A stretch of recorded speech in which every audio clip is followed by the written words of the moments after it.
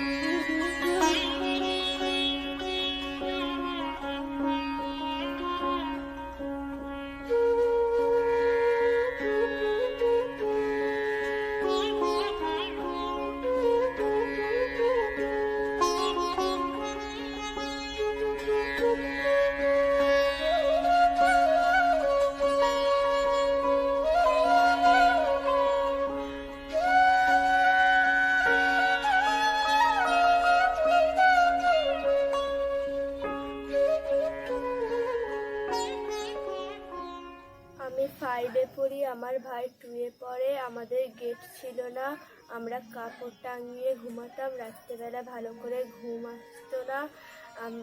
এখন বিহানদহ গেট লাগিয়ে দিয়েছে, আমরা এখন রাত্রেবেলা ভালো করে ঘুমাতেও পারছি, পড়াশোনা মন দিয়ে হচ্ছে। খুব খুশিতে আছি, আমার এই গেট লাগিয়ে